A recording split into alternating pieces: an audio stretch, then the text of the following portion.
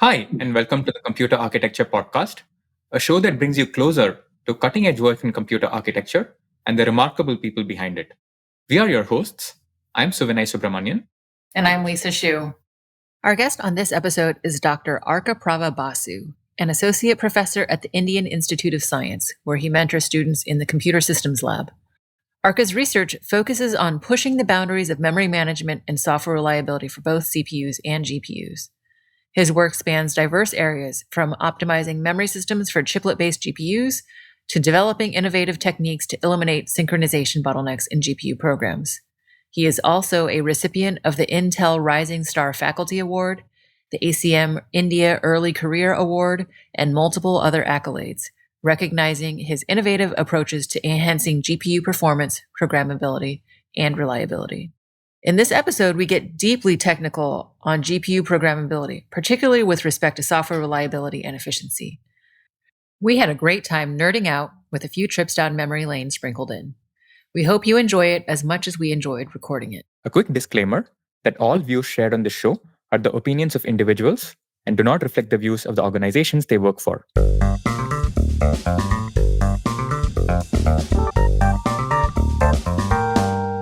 Arka, welcome to the podcast. We're so thrilled to have you here. Thanks, Lisa and Sabina. And I really, big thank you for inviting me to this interesting podcast. Yeah, well, we're glad to have you. For our listeners, I've known Arka for a very, very, very long time. He was an intern at AMD Research when I was first a young full-time engineer. And so we go way back, and I'm really happy to reconnect here with you now. So, let's start with our typical first question of the podcast. What's getting you up in the morning these days? So if I have to literally answer that, then that will be our 2-year-old son. Every day I'm excited to figure out what new word he learns, what new, tricks he learns. So that is the most interesting thing I would actually say these days. Technically talking about the technical side of things, the fact that how much of our daily life is now controlled or affected by the software, and the fact that a lot of today's software relies on accelerators like graphics processing unit or GPUs, and that change has been sudden. For example, for many decades, until few years ago, it was always the CPU. Why do you run your software? And there was other devices, including some GPUs and so on, that would actually hang off a bus on the side, right? So it's always a side store. But now, suddenly this GPU has become a new CPU, and the software that is written for it is quite different than what we are used to for many decades previously. And that brings, new challenges and new opportunities. And as a lot of the software affects our life, which means that how we use these accelerators, how you actually write programs for that, how efficiently the software runs on them really matters. And that's something that I actually work on. And, that's pretty interesting for me and exciting for me, thinking every day, what can I do? How can I contribute towards that? Very cool. So I think the thing that you said there that really caught my attention the most is that, that the software that's being written for GPUs is quite a lot different than the software that we remember writing for CPUs. So of course, CPUs and GPUs, they seem like distant cousins. They're kind of related and yet very different, such that, from an architectural level, there's a lot of things that we can borrow, but a lot of things that are different. And of course, that sort of translates then to the software. What would you say is sort of the biggest difference that if someone were to be a primary CPU programmer that was converting to a GPU programmer, what's the biggest change that they would have to wrap their heads around, would you say? Yeah, the whole programming model is different. The fact that there is this hierarchical programming model where you have hundreds and thousands of threads that can actually run concurrently. It's not a very large CPU. It's not a CPU with many, many cores. It's completely different. You have to actually give a structure explicitly about these threads, right? And the sheer scale of it, right? It's quite different. Then the fact, for example, those who have written some, multi-threaded programs, for example, would be kind of expecting, say, kind of cache coherence, if we use that terminology, a little bit technical terminology, but you generally will expect the data that is written by one thread, you would see the latest value of it if you read it from another thread. Something that the hardware always have been providing them.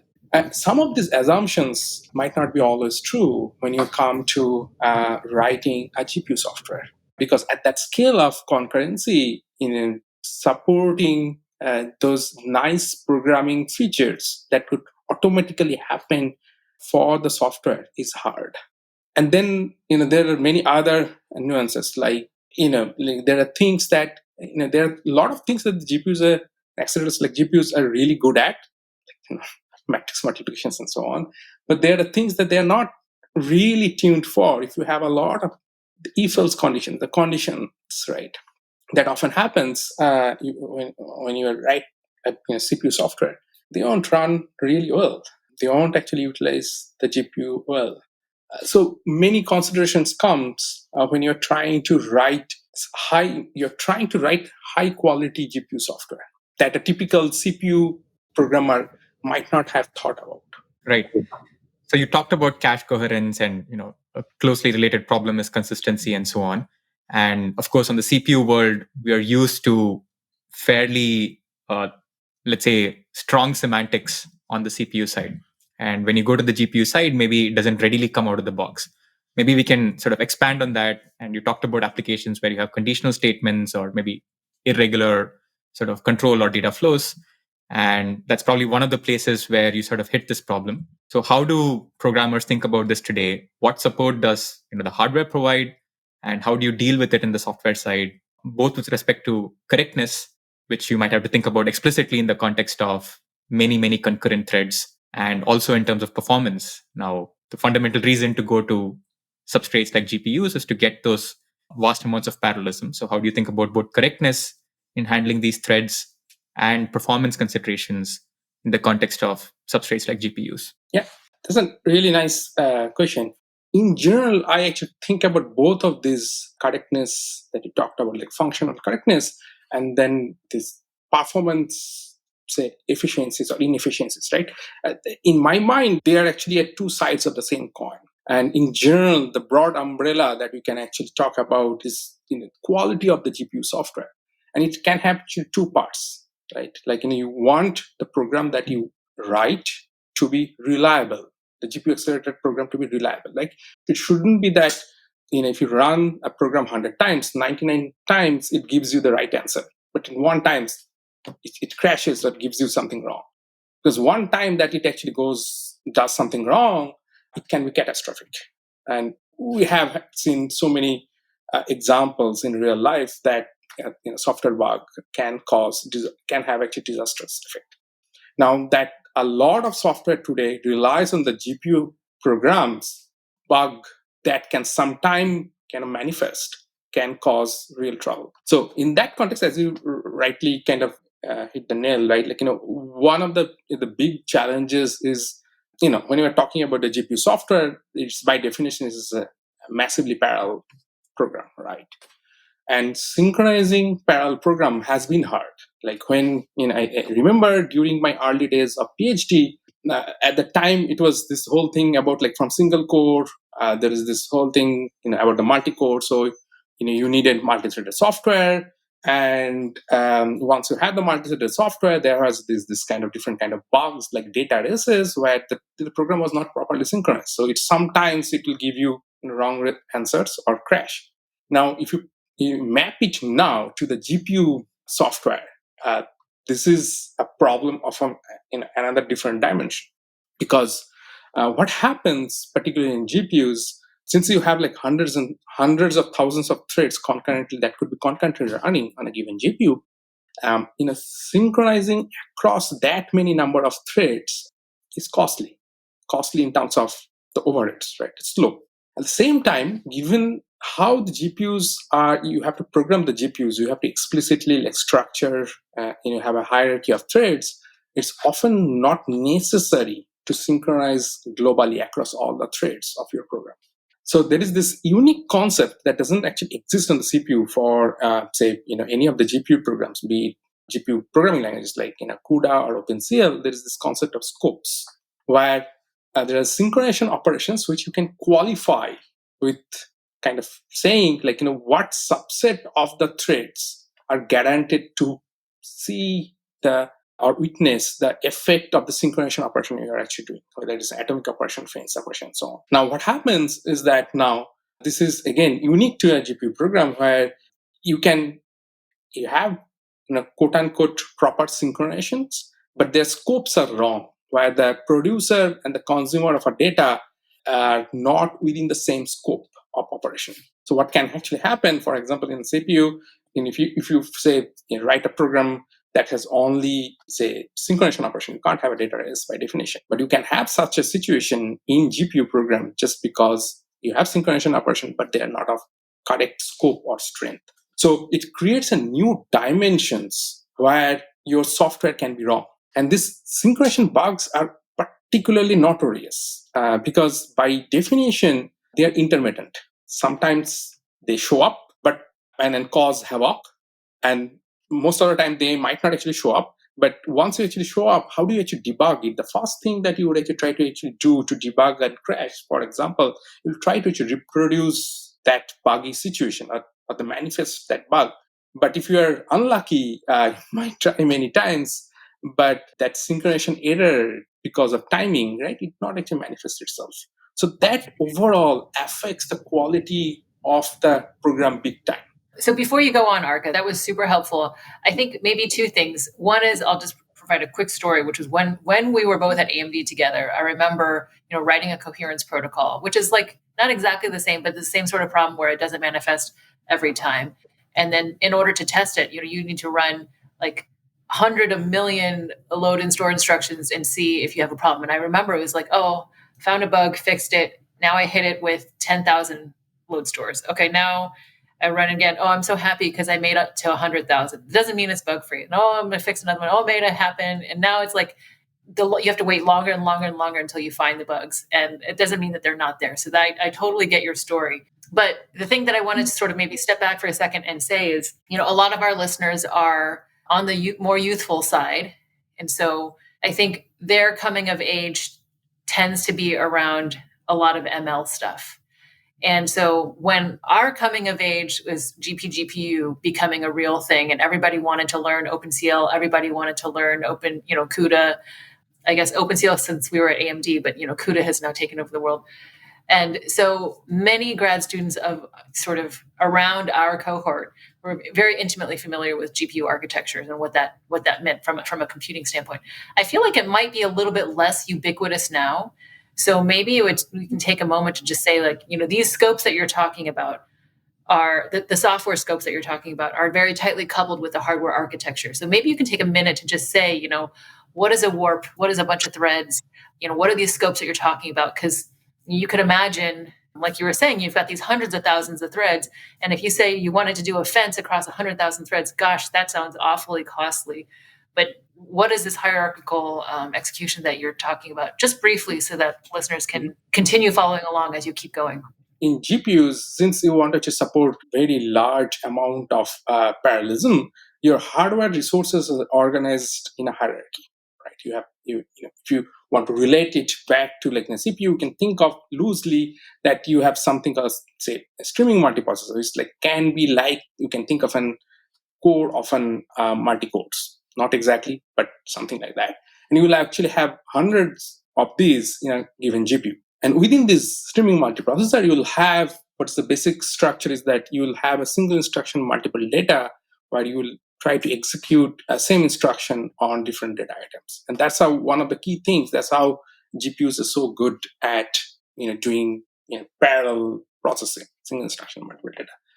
Now, this kind of hardware and the hierarchy is also reflects on the software. And in this hierarchy, there are resources like some level 1 cache, for example, is only shared, is private to us streaming multiprocessor ASMs that we talked about. Now, this kind of gets reflected in the programming dialect, say in CUDA or OpenCL. So where, as you say, when you actually launch a kernel, a GPU function that's called kernel, onto a GPU, you say that essentially you provide a grid of threads that can have hundreds of thousands of threads, right? And you actually then organize these threads like, okay, a group of, say, 1,000 threads will be part of a given one thread block. And the programming language is such that it says that, okay, these thread blocks, all the threads in one thread block would always be executed in a single SM or symmetric multiplexer, which means that those threads have something common among them. They can share in a level 1 cache, for example. They can communicate faster among themselves versus the threads that might be part of different thread blocks. And this is what exactly the synchronization, the scope synchronization actually takes advantage of, where they say, like, if I actually, as a programmer, I know that the producer and the consumer of a data item, because you want to synchronize, because you want to actually, you have a producer of a data and a consumer of a data, both of these producer and the consumer are within the same, say, thread block, same essentially group, then they can actually communicate faster with, say, a level 1 cache. If they are not part of that, or then you have to actually take a longer route, say, to a level 2 cache, right? And this makes a lot of performance difference.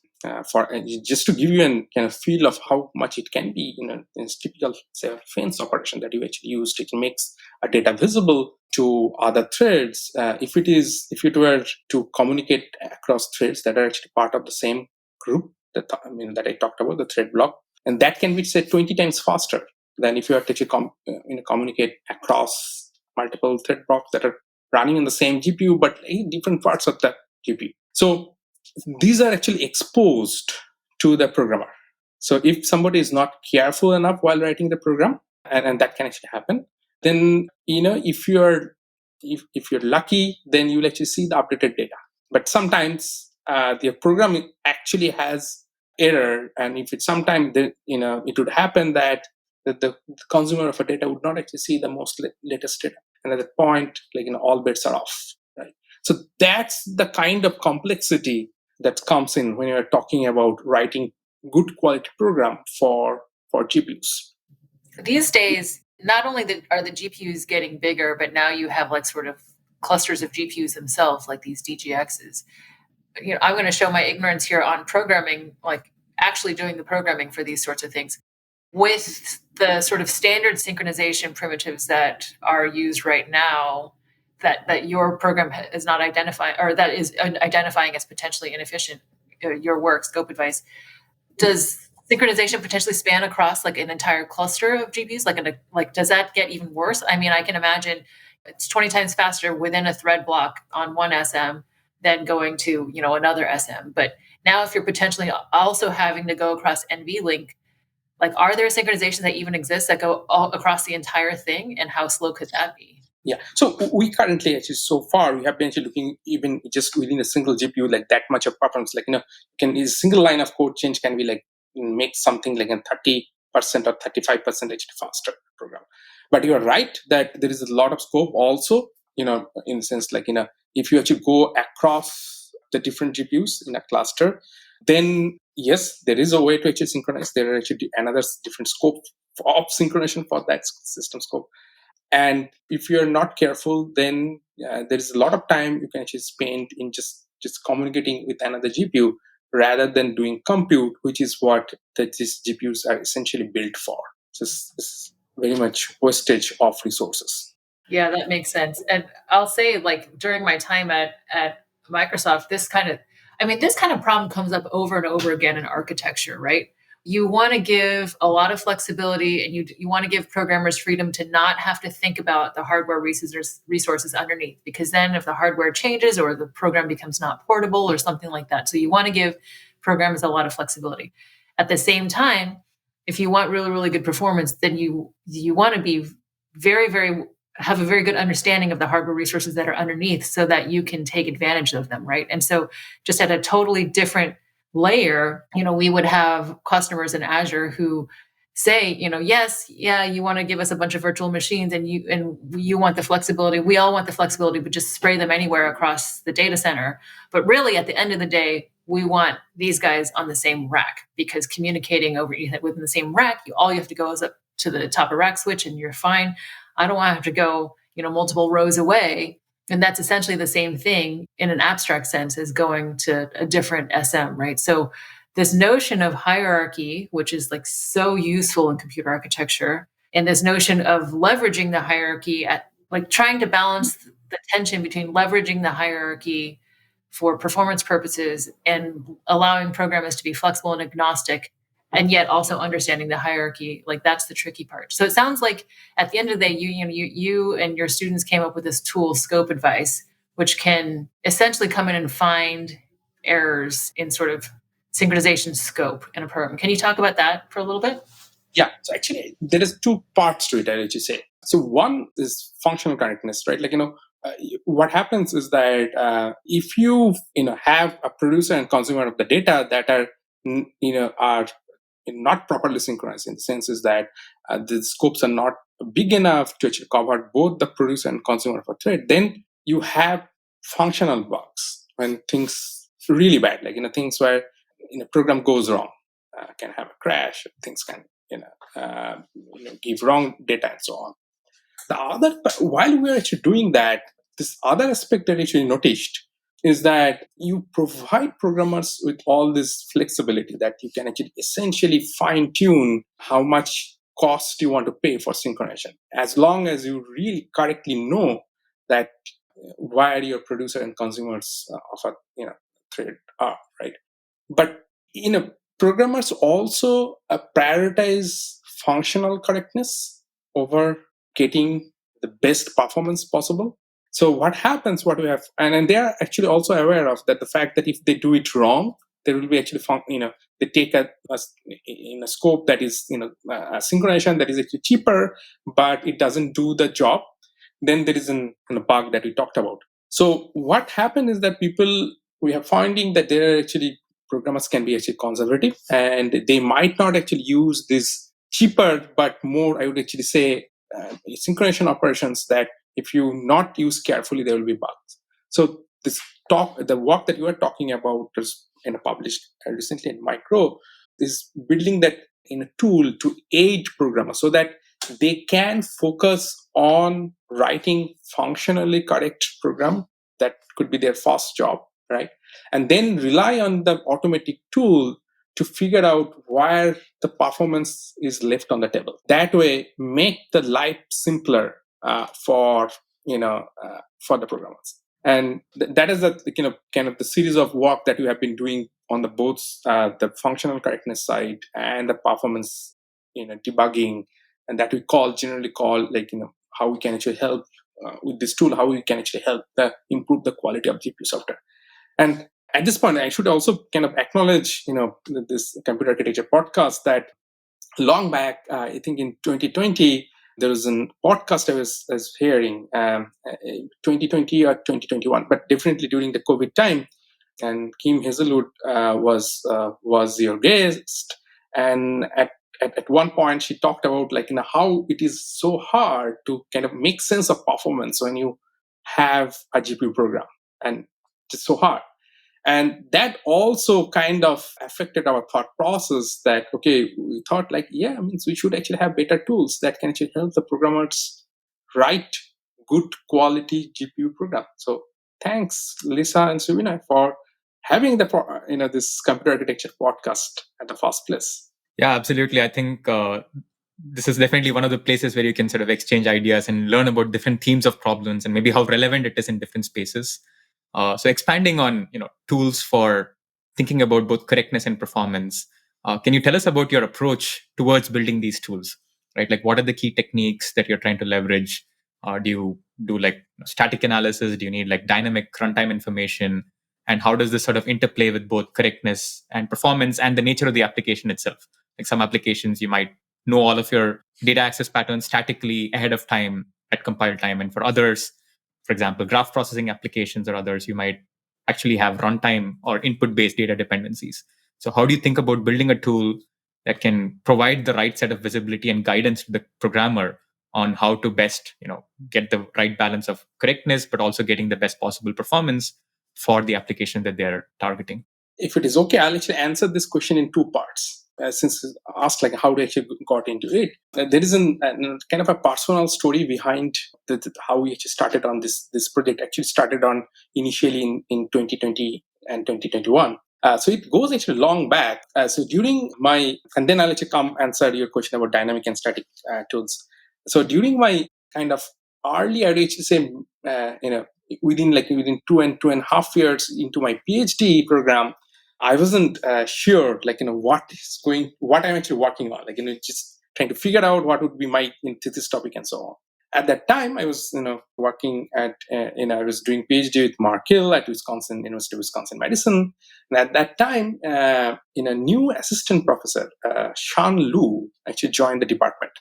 Now, those who actually know Shan Lu, she is an expert in bug hunting for multi-threaded CPU software. Because that's at the time, multi-threading, finding bugs, concurrency bugs in the multi-threaded programs was really an hot topic, right? So I tried to learn something from her, and I should even try to see if we can actually collaborate and start a project. Ultimately, it did not completely work out because I got interested in something else. But that learning was there, this data races, what kind of error can happen, and so on. And then finally, when I started working on the GPUs and so on, initially looked into the GPU memory subsystem because that's what virtual memory subsystem, that is what I actually did for the CPU for my PhD. But then this learning that I had about this, what can actually go wrong in the concurrent software, came back saying that in case of a GPU, it's like on steroid, concurrent software on steroid.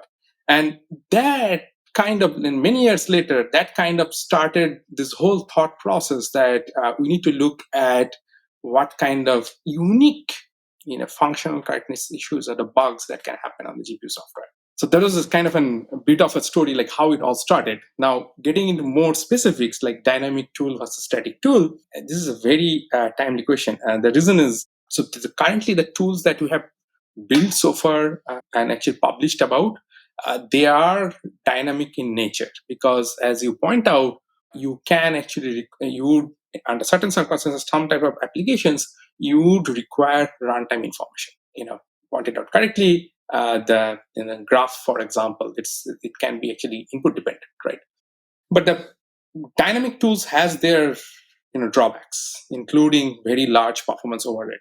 Although it's a debugging tool, it's not only performance overhead, but also like the memory. It takes a lot of memory space, metadata, right? And in case of a GPU, the memory is constrained, the capacity of the memory. So what kind of application you can run this tool through is becomes limited because the tool itself is taking up bunch of memory that you had, right? So its current tools that we have actually released are dynamic, but we are pretty close at getting something on the static analysis side. We are actually working on something that hopefully we'll actually submit in a month or so. But we are looking at static analysis tool, like how much we can actually get information, and there are constraints, as you point out, like the input information is not there.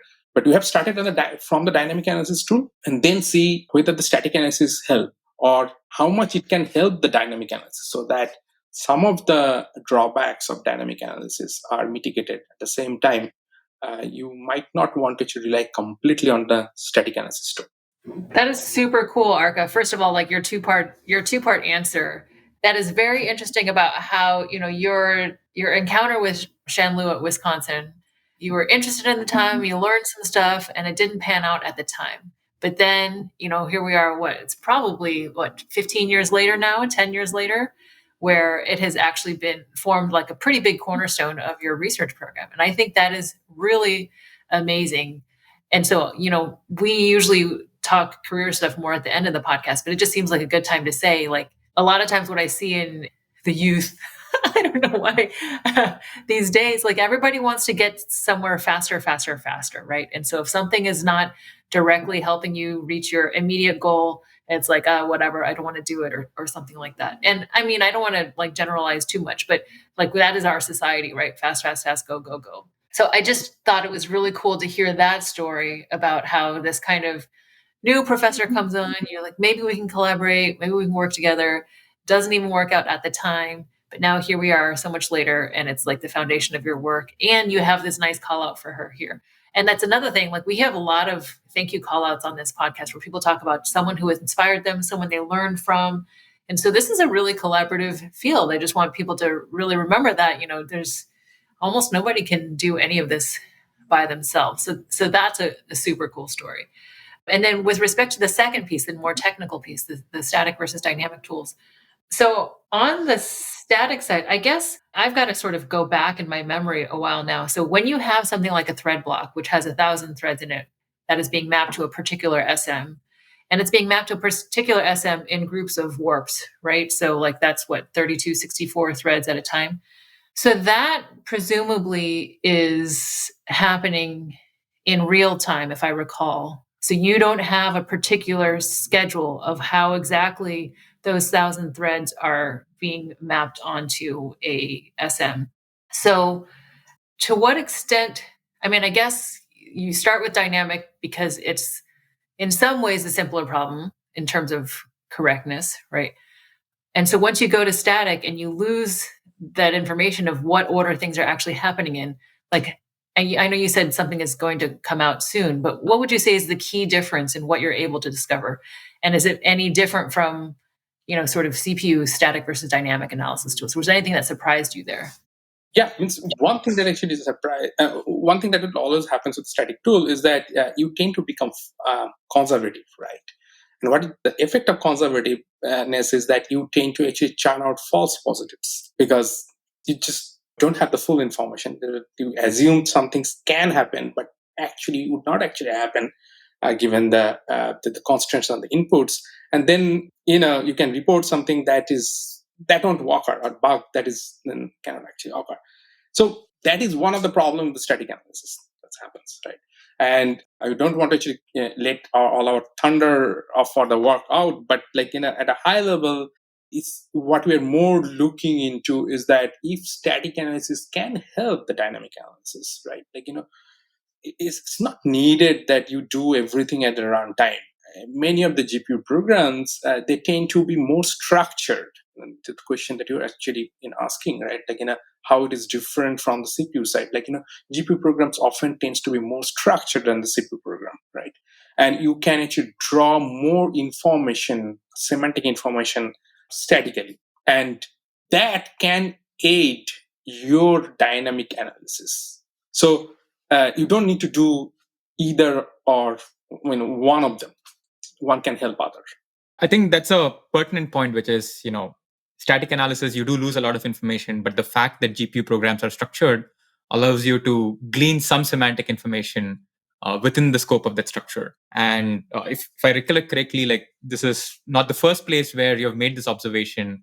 Even in some of your other work, you've tried to extract semantic information where possible in order to provide the right sort of scaffolding for your maybe dynamic tools and analysis to either improve performance while guaranteeing correctness or otherwise. For example, I think some of your other work has looked at unified virtual memory, so sort of expanding the scope out of only the GPU memory. So GPUs can also talk to the CPU memory, and that's available in recent GPU platforms. And in those cases, also you might want to have like dynamic tools in order to understand when you should fetch data into your GPU memory, which is the faster HBM, versus when it needs to be in the CPU address space, and at what time do you trigger these transfers. Maybe you could elaborate a little bit on how do you sort of think about what is the semantic information that's relevant, and how does this change the flavor of the dynamic tool, like whether it's sort of reactive in terms of what's happening in the application versus sort of trying to be a little more proactive in figuring out what performance bottlenecks or what performance issues can actually be tackled. True. And you're absolutely right. Like some of this what happens often across multiple projects is that you learn something useful in one project, and then you carry over some of this meta learning over to other projects. And one of the things that you're actually pointing out, yes, we were actually have been looking into this, how to oversubscribe the GPU's memory. As we know, like in typically GPUs, you have a plenty of compute. But if one thing that is in shortage is the amount of the memory that a GPU card can have on board. At the same time, this more and more there's a need to actually process a larger amount of data. Even like you might be actually forced to use multiple GPUs just because that you're running out of memory in one of the GPUs, right? Like and GPUs are costly, right? It's not the compute, but the memory is what's causing you the hardship. So in that context, as you pointed out, there is a way in modern GPUs where it allows the programs running on the GPU to access the DRAM, CPU attached DRAM, which is of course much larger. You can easily have terabytes of memory there. But the problem has been that accessing this DRAM data on the DRAM over the PCI interconnect and from the GPU is pretty slow, has been slow. And the key observation that we had is that you don't need to be reactive to actually reduce that overhead. You can be proactive. And proactive in the sense is that, as you were pointing out, right, that the GPUs often have more structure in how the programs are written. So if you do an static analysis of those GPU programs, you can glean out a lot of semantic information about the memory access pattern that it's going to actually happen, and then use this information, feed it to the GPU driver that would actually move the data between the DRAM and the GPU's memory, the AGPM, say. In the way that then what is really happening is this driver itself becomes proactive in the sense is that before the GPU program actually requests some data, it's already there because your static analysis already told that this is what is expected, like one of this particular program. So that is also a kind of a mix of both static analysis that is informing the how at the runtime or dynamically the GPU runtime and the driver is reacting to in managing the overall memory, including the oversubstitution.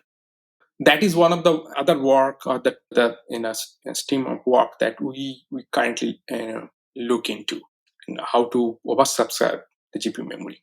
So with UVM, I think the main thing that I heard you say is you do a bunch of static analysis to figure out sort of kind of access patterns so that you can have the driver maybe pre-perform some memory accesses so that data can be ready for the GPU. And this allows you to potentially oversubscribe GPU memory, right? So I guess I just wanted to confirm that what I heard more or less is that you use static analysis to kind of search for access patterns such that now your driver is almost functioning like a software prefetcher. Is that pretty much the case? That's part of it, and it's an important part of it. So also what happens in a GPU is that you launch so many threads on a GPU kernel, once you actually work on the GPU, the hardware may not be able to execute all of those threads at the same time. But through static analysis, you can actually find a relation between, say, you have a large data structure that don't actually fit in your, say, GPU memory, but you can actually find through static analysis what subset of thread will access what part of that data structure. And now you also know, given, and this is where the runtime, the dynamic information coming in, that on the GPU that you would run that code, okay, it has, it can just run only this subset of threads at a given time, which then with the static analysis, only a part of that large data structure and which part of the large data structure would be accessed when these thread blocks are running. You just try to keep that on the GPU memory while this other part of the data structure won't be needed. So that is the static analysis informs the driver not only what to prefetch, but what data to kick out, whose use has it has been used. It's not going to be actually required anytime soon. That is the information you're actually coming from the static analysis. Okay, so I guess what I'm trying to figure out exactly is how you would decouple the dynamic execution pattern of a thread block on an SM and say oh, well, I prefetched something, except, oops, this time we're doing the warps in this order instead of that order. And so then now it's messed up. It sounds like what you're saying is that you're avoiding that kind of pattern search. And what you're looking for is, okay, if this warp is happening at this time, these patterns tend to happen maybe in warp. And therefore, when the next warp shows up, I can identify a pattern and then make sure everything that in this warp is going to be hunky-dory. So this is just small interjection. It's not, we look at slightly at a higher level, this is a thread block level, which is instead of 32 threads, it's more of 1,024 threads. But at a high level, what you're actually saying is right. Look at things like what data would be those threads would actually require. And there is one more thing is that we also found out, in an application, you have different types of data structure. It's not like one data structure that you will actually access in a GPU. So what we have also done is that in some cases, you just can't actually, static analysis is not good enough. You can't actually figure out what that access pattern would be. You have a pointer-based data structure where in a pointer chase. How do you figure out what data it will access? It just depends, right? But the observation there also is that, again, you don't have to do all or nothing, because even in a, say, application that is having a data structure that is a pointer chase, that is doing pointer chase, but there will be other data structures whose access pattern you can actually figure out well. So what you can actually do is that for the parts of the virtual the data structures whose access pattern you figured out, you do the static analysis and guide the driver what to keep, what not to keep. The other place, essentially, you just can say that static analysis cannot help, so you are falling back to how to do it, react as you see those memory access pattern, and then you actually fetch them.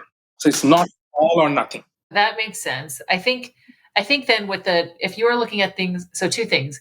If you're looking at things from within the thread block, I guess the thing that I was wondering is, would the dynamic scheduling of warps within a thread block affect your prefetch patterns? If you're doing static analysis, then there's maybe a particular pattern that might be different if you're doing it, if the order of the thread blocks ends up being different. So that's one question. How are you making sure that it's not that, I suppose? And then the second question being then, if it is more or less like a software prefetcher, not just a software prefetcher, but also a replacement guider, I suppose, as well. What ends up being the trigger? Because you've got this static analysis, presumably for a given program. And now is it saying oh, I know this particular program, because maybe it's different patterns for different programs. So what is the actual trigger that tells it to do something? So those are the two separate pieces. Yeah, so I think we do actually multiple things in that part. There are actually multiple triggers. One of the trigger that is for this, what you call which is rightly so, is kind of a stop-start preparing. What also happens is that in a GPU accelerated software, you typically also have this pattern where you iteratively call a kernel within a loop from the CPU side. You're actually calling the same kernel, but it would be operating on different parts of the data structure. Now you see that the trigger is this end of a loop or you can say a kernel launch for a different parts of the data structure to prefetch what data it would actually be required. So, pictorially, if you think of you haven't, this is pretty common, you have a loop on the CPU which actually launches a kernel that will actually operate on different disjoint part of a data structure. And your trigger is that every time you actually finish your iteration and you want to actually get back, you can actually prefetch things up before the kernel starts running and start requesting data that then you would have otherwise have to actually service and pay the cost of moving those data in the critical path. So this goes off the critical path. So that is one example of trigger. So about what thread blocks are actually running. So first of all, we also did a little bit of reverse engineering of figuring out, it's not too hard, what order these thread blocks will be actually executed. So that is something that we do take advantage, but that is not necessarily absolutely needed. So for example, that if this set of thread blocks going to run, they will actually touch a given part of the data structure, and you see the first access, you can immediately push all the data that would be required for, that would be required for those thread blocks. So that also we actually do, but we also take advantage of this reverse engineer information at which order the thread blocks will actually get scheduled. They're pretty fixed across the generation of the GPUs. It doesn't change.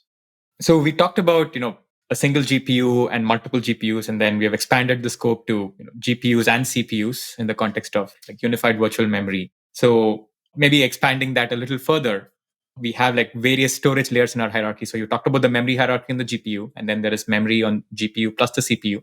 And now people want access to even more data for different applications. Some of your upcoming work sort of tackles the problem of things like KV stores or key value stores. And those require way more memory than even what's maybe available in DRAM. And so you need to look at other forms of storage in the entire hierarchy. So expanding on that, you looked at sort of persistent memory. It's traditionally been in the realm of CPU systems.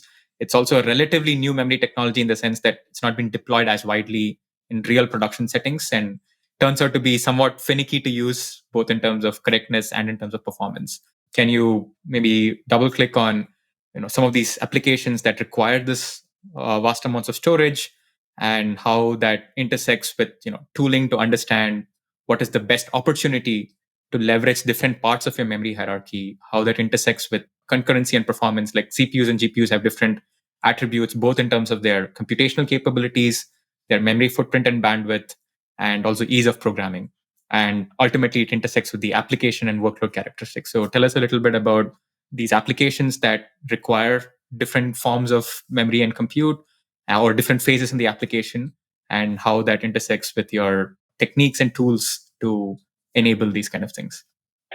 That's a nice question. So, this also goes back a little bit, back in time. I think in 21, 22, that time frame, there was, we observed that a lot of compute have started using, or a lot of software, different software have started using GPUs as their primary compute platform.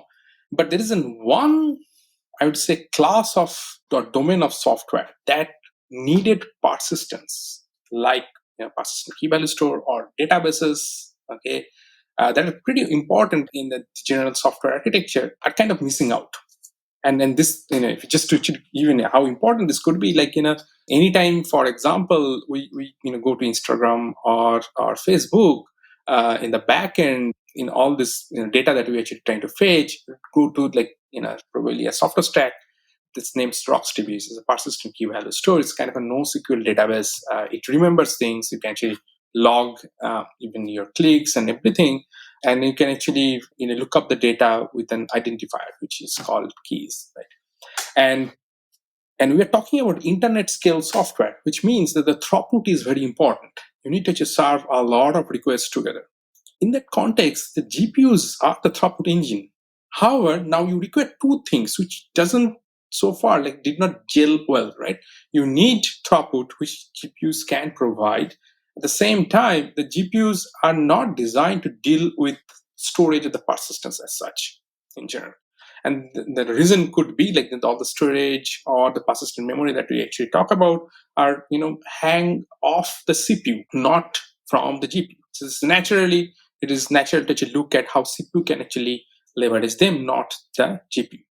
Now, that is why we actually started thinking, hey, look, there isn't, the way that we actually try to think is that, is there an interesting use case from the software point of view? And we thought that, yes, there is. And not only this kind of, this persistent key value store that I actually mentioned, but you remembered, when you were actually doing many of the DNA training, right? From time to time, it is very common to actually checkpoint the learned weights and so on to us, somewhere that you would not actually forget, somewhere in the persistent storage and so on. And same happens for really long-running, high-performance this scientific computing, like computational fluid dynamics, because you don't want to lose. If something goes wrong, you don't want to lose this in all what you have actually learned through hours or days of computing. So there is a need. A lot of compute has moved on the GPU, but they don't have a good access, a direct access to that storage or the persistent subsystem. So that triggered how we can create this, enable this ability for the GPU to directly access and read write to persistent memory. So that was the start of work like this S+ 22 and 23 works and so on. And then we started thinking a little bit more, digging more into the specific, more commercially deployed software systems that makes use of persistence. And that's why we actually started looking into something called this RocksDB, which is used by Meta. It's actually from Meta. And similar actually software does exist from Google, for example. It is called the LevelDB. And what we found was something interesting. What we found is that even in the software, that is, we are not talking about the GPU accelerator software, but we're just talking about take a software that is running on the CPU today, commercially deployed, and you try to actually break down how much time is spent on where. Found out that even though those are what you call the persistence aware software, because they need persistence, they want to actually store something, it's not that they're actually spending all their time there. Majority of the time actually goes in the software manipulating in-memory data structures. And then only a small part really goes in reading or writing from the persistent media. This is particularly true if you actually run them with fast storage systems of today, including persistent memory. So what it means is that you don't always, even for the persistent program, you don't have to always worry about how much bandwidth I'm having to the persistent medium or not, or how long it is actually taking. You have a lot of time that you're spending on these in-memory data structures, and you can actually speed them up on the GPU, particularly when you have an internet scale in a throughput that you have in internet scale service, and you are trying to support a large amount of throughput. So that the trick there is to figure out what are the parts of the current software that can be actually accelerated, that can actually have a lot of parallelism and can be accelerated well on the GPU. Fork them off to the GPU. Don't try to do everything from the GPU. Leave the parts that are not too much critical to the performance and let the CPU handle that. So that division of labor becomes actually important. And that's what we actually showed in our upcoming paper in the SIGMOD, where we actually show how you can take a commercially kind of deployed software stack, break it up neatly between CPU and the GPU, and you can have very high throughput because you suddenly are able to use GPUs. So this is interesting, Arka, because as I was telling you before we started this episode, when you were an intern at AMD and we were starting to think about GPU, very, very early days, the use case of cooperation between CPUs and GPUs was a big question. Is it going to be fine-grained? Is it going to be coarse-grained? And at the time, we really didn't know. And so there was the question of how we were going to design these things without having a solid understanding, because there was no existence of a use case. And here we are again now, gosh, this has got to be more than 15 years later, where here you have found a use case of how to partition work between a CPU and a GPU.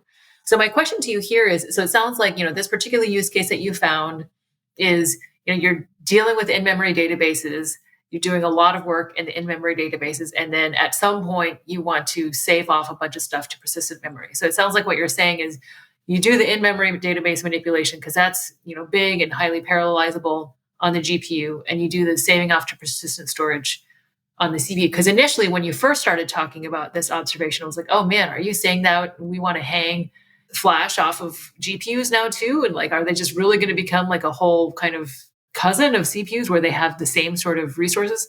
But eventually you came to, no, we're going to send that stuff back to the CPU to store. I guess the question is, presumably in this kind of use case, you have a lot of in-memory data manipulation, but then you are able to boil that down to something smaller to ship back to the CPU to store. Is that right? I imagine it would be a problem if the thing you had to store was also very large, right? Because you wouldn't necessarily want to ship that back. Yeah, and then the other thing that actually happens is that, and this is, I think, so when this software are actually written, the developers, while actually have written this CPU rock state, right? They're all aware that the storage would be slow, right? So once you actually start writing a software, assuming that you use data structures they use log structured merge tree and so on, LSM tree, that are suited for that kind of scenario. You want to actually reduce your time going to the storage, right? And now if you actually attach a very fast storage system, that time that you actually already your software is designed to reduce your time to going to the storage, and now instead of a hard disk, if you have a very fast, say, persistent memory, that time actually shrinks big time, right?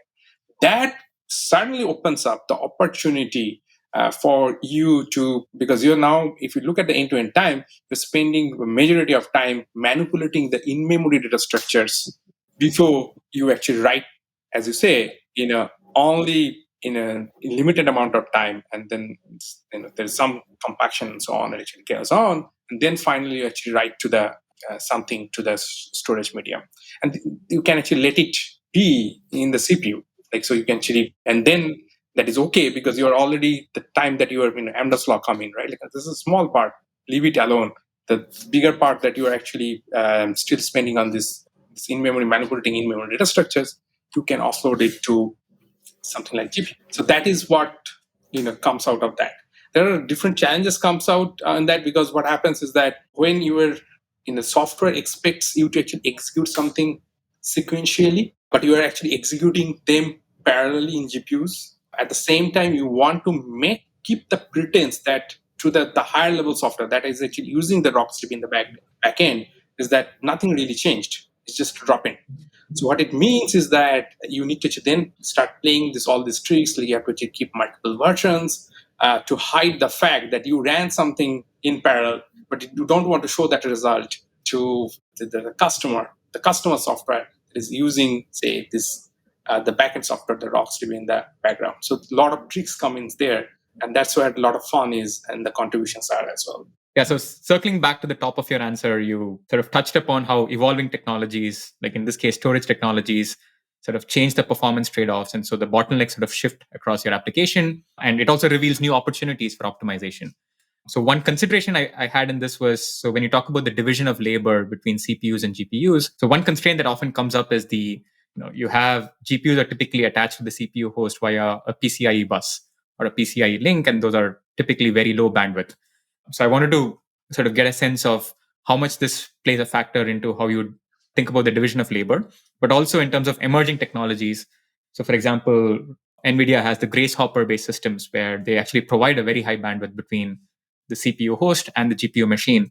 And so if you have things like NVLink that provide sufficiently high bandwidth, then would that enable different avenues for optimization for either these applications in terms of division of labor, or maybe other applications where you have found the PCIe bottleneck is the reason that you're actually hamstrung. And if you actually had higher bandwidth, you could maybe go to much higher QPS or queries per second of throughput, or you could support a different form of division of labor between the CPU and the GPU. This is an excellent question. We actually had to handle this. So as we're talking about division of labor, in general, it would actually feel like, okay, this is division of labor between what happens on the CPU versus GPU. But there is another division of labor actually happens on the memory side of things. For example, in a key value store, your keys are relatively smaller than the data, right? A data can be like, multiple kilobytes. So one of the things that we actually did is that we kept the values on the DRAM, put the pointers of those on the in-memory data structures that we kept on the GPU's HBM or GPU memory. And why it was important, because this pointer is always 8 bytes, but the data can be actually multiple kilobytes.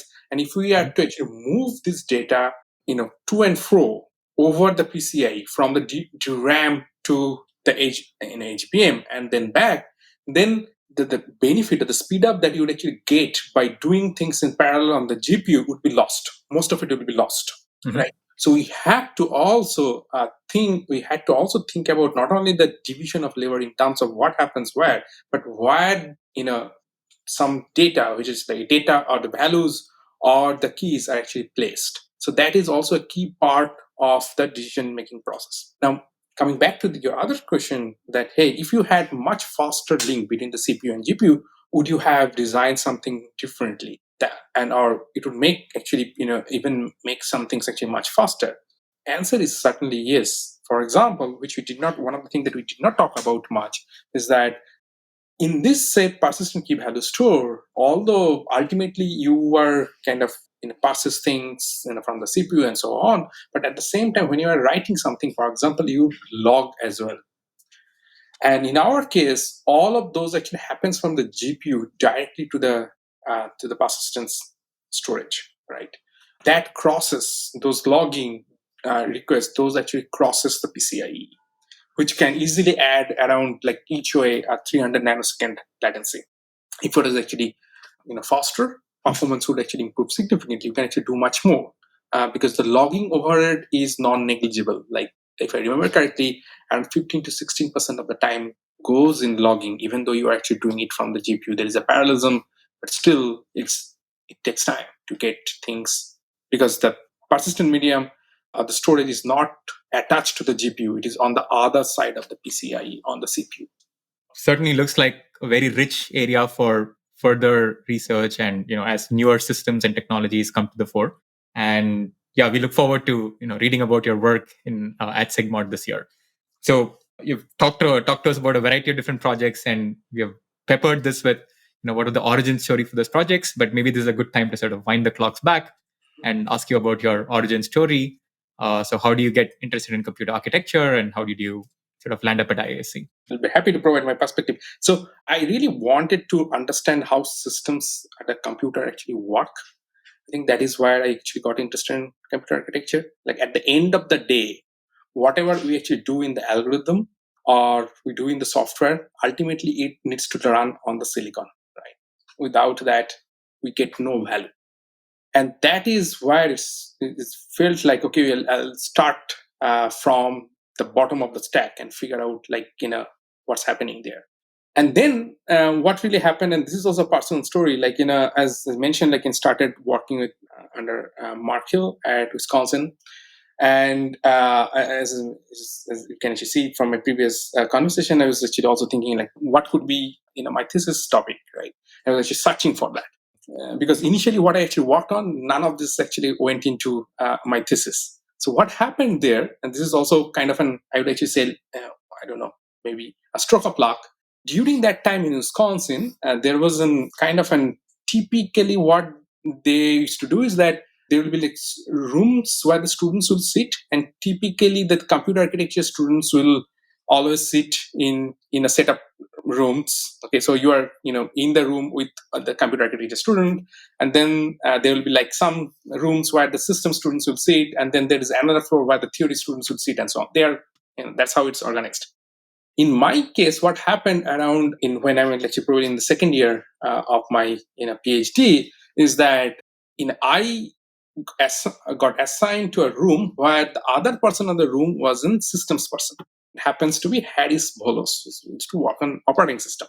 And at that time, he was actually working on the initial on the CPU side, the persistent memory, and so on, memory subsystem. Now, looking back, we spent a lot of time discussing about what could be, the ideas. A lot of them was, looking back, was not so well thought out and so on. But we discussed a lot. And then I think how I actually got into this virtual memory system, where we actually did a lot of, in my PhD, a lot of co-design of the operating system and the hardware. Some of that thing happened because I was sitting next to the system person and listening what he is doing and so on. And then that kind of also there is an induction that actually happens. So, and that's how I got into the virtual memory and so on. After my PhD, I actually joined AMD Research, and until that, I never actually, spent any time thinking about the GPUs.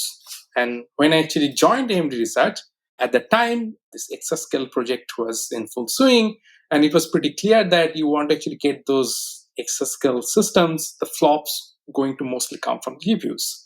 So for me, there was no option but to work on the GPU, which turned out to be a big blessing. So that's why I actually started working on the GPUs. But I knew the virtual memory. So you would do what? You started doing virtual memory of GPUs, right? And then as I got more and more comfortable with the GPUs, and then finally I had to actually move back to India. There was some personal reason. My dad was falling sick and so on. So I said, okay, I'll actually move back to India. And then, I had an opportunity to join industry. Actually, if I can say, it's Microsoft Research in Bangalore. But then I also thought in AMD Research, one of the things that I actually understood that I really liked or enjoyed mentoring juniors, the students and the interns. So I thought, okay, I'll actually give it a try if I can create students who are passionate about doing systems research in India. And that's where I actually landed in Institute of Science. So that's quite a history where a lot of serendipitous things, right? You come across this person. I think the thing that we're learning here is you come across certain people, you learn some stuff from them, and then eventually that's just providing fertilizer for future work, right? And so I think that is something that our listeners could potentially take away, which is every encounter with anyone, cross field, same field, whatever, is potentially fertilizer for future work. And you're a case in point. And now here you are at ISC, a premier institute in India, and we're happy to have you. Except now you're on sabbatical, right? At ETH, is that right, or was it? I'm actually on sabbatical at EPFL. EPFL, yeah. Sorry. Yes, yeah. Awesome. So how long have you been at EPFL? I've been here in a couple of months, almost 3 months now. Okay. Just spend several next few months here before heading back. So that's the plan. Cool. India, pretty different from Seattle. Yeah, you've been all over the world, Arka, doing computer architecture research, systems research all over the world. Yeah. Yes, that's I like as I said, again, I learn from people, and that's what I'm here for. And hopefully, I'll actually bring back some learning that in future might become start of another thing, another project.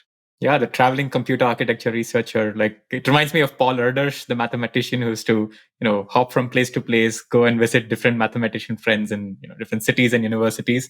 And everywhere he went, he would pick up a new problem based on the conversations, and then put them in his notebook and then solve them either at that time or at some point. So maybe in your journey as well, you've sort of interacted with multiple people, as you said, serendipitous interactions, or structured as well, and leads to the seeds of new research projects and ideas as well. Very cool. So before we close, do you have any words of advice for our listeners? If I had, I hope there are actually young students who might be PhD students and so on. They are also listening to it. One of the things that I actually learned over the years is that as long as one is learning something new, we don't need to actually look for immediate results. And then if you learn something new and learn that thing well, the careers are long. You never know how long, how it will actually come to fruition later on in your career. So you don't always have to look at the clock. And that way, one would actually enjoy the research journey more. I love it, because it's true. If you think of it as a long game, then everything is future fodder. If you think of it as a short game, then we're constantly feeling like we're failing, right? So it is a long game. I mean, I've been around a lot. I feel like I've sort of watched you grow up in some ways, Arka, because you were just like a baby-faced intern, tons of enthusiasm, and now here you are, like this well-established, well-published professor at a top institute and so it's just been very cool to come back and talk with you. I really appreciate this opportunity. Thank you. We were very happy to have you here.